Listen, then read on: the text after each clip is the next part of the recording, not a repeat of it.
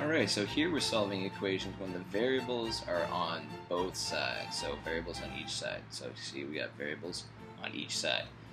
You may need to distribute first or do your other order of operations just like you would for anything else.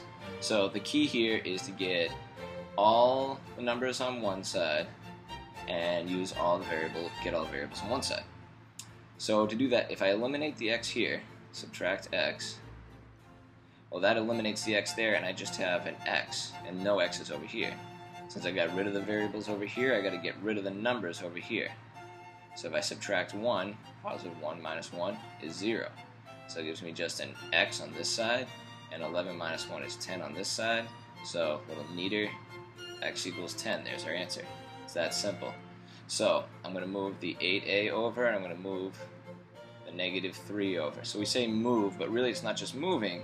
We're just doing the same thing to both sides so that in essence there's no number here because I have added the opposite. So that gives me 5a equals 8a plus 9. Now I subtract the 8a and I get negative 3a equals 9. Now it doesn't matter which side I move it to, it's just I conventionally always go to the left. So now divide by the negative number in front here. So that whole number is negative. So I got to undivide or unmultiply, which is divide, by a negative 3. That gives me a equals 9 divided by negative 3. Alright, for this one, now we have to distribute to simplify this first. So we have 12m, and don't forget to distribute to both. 2 times negative 1 is a negative 2 equals 8m. Now we follow the same steps. So something a little different happens here. When I subtract the 8m, alright, now I have 4m minus 2 equals, what's 8m minus 8m?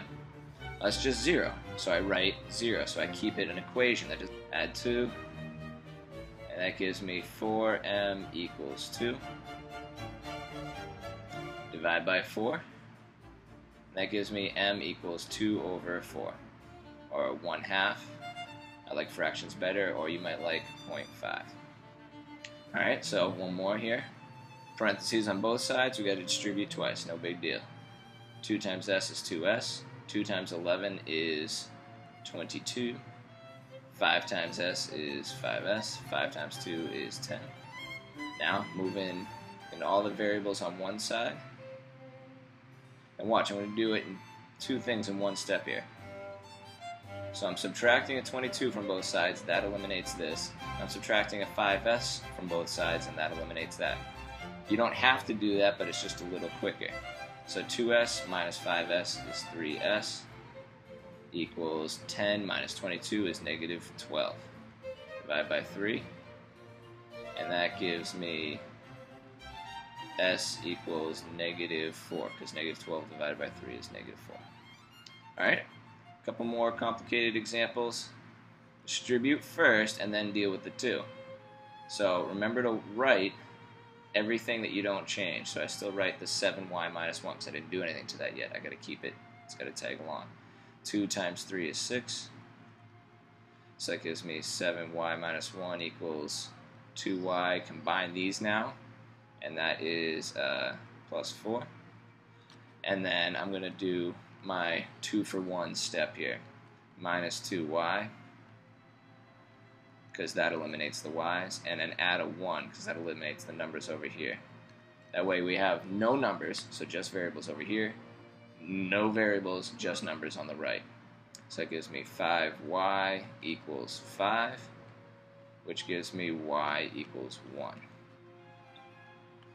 And then here I'm going to minus 3c from both sides, and I get negative 7 minus 7c equals negative 7.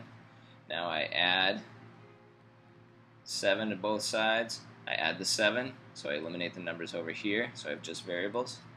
That gives me negative 7c equals 0.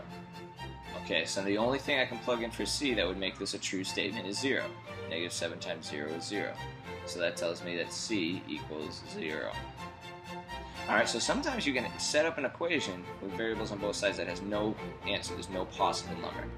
So if we do this out, we get a 2x minus 1 equals 4 plus 2x. And if I minus a 2x from both sides, those both cancel and I get negative 1 equals 4. Well, that's not true. So not true, or never true, gives you something that is no solution. That's our symbol for no solution. This is not true, so there's no solution. There's no number you can plug into this original equation that would actually work. And then other ones, any number would work no matter what you plug in. So I distribute my negative 2, and I get negative 2x. Negative 2 times negative 1 is a plus 2. And that equals 2 minus 2x. So I have the same exact thing on both sides, a negative 2x and a 2. Or if I finish it all out, add my 2x, and that gives me 2 equals 2. Alright, so always true is all real numbers is your solution. Alright, and we just use this symbol.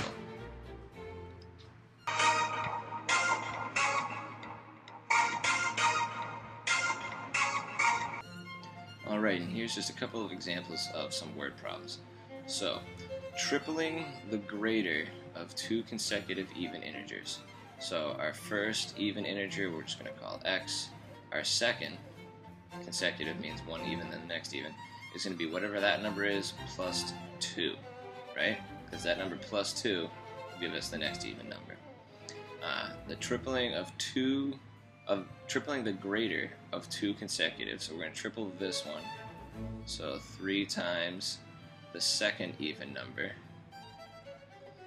gives the same result as, so that's our equals, gives the same result as subtracting 10 from the lesser even integer. So subtracting 10 from the lesser. This is our first even and our second even number, right? Now we just got a variable on both sides kind of equation that we got to solve. So we distribute. We have 3x plus 6 equals x minus 10, right? We bring down everything that we didn't do anything to. Now I subtract x and get 2x plus 6 equals negative 10. And I subtract 6. This will be 2x equals negative 16, so x equals negative 8. So our first even integer is negative 8, and our next one would be 2 greater than that, so it's actually negative 6, negative 8 and negative 6. So those are our two even integers. The formula for a perimeter of a rectangle is this, where L is length and W is the width. A rectangle has a perimeter of 24. So the perimeter is equal to 24, where L is finest dimensions if the length is 3 inches greater than the width. Alright, so that means that length is 3 inches bigger than the width. So that's going to be W plus 3. So we have 24 equals 2 times W plus 3 plus 2W. Alright, so then now we just solve away. 24 equals 2W, distributing, plus 6 plus 2W. We now have like terms, so we get 4W there. Bring down everything we didn't change. So 24, this combines to 4W, it's plus 6, this is still plus 6. Now we solve. 24 minus 6 is 18. Now we divide both sides by 4. And we get 18 over 4 equals W. So that reduces to 9 over 2, or 4.5. Here are your U-tries, so variable on both sides. Here you have to distribute first, then solve. Here you got to distribute, combine the numbers, and distribute over here, then continue solving. And then this is very similar to the last two problems. Alright, if you have any questions or comments, write them down in the margin or something so you don't forget to ask tomorrow, and I'll see you next class.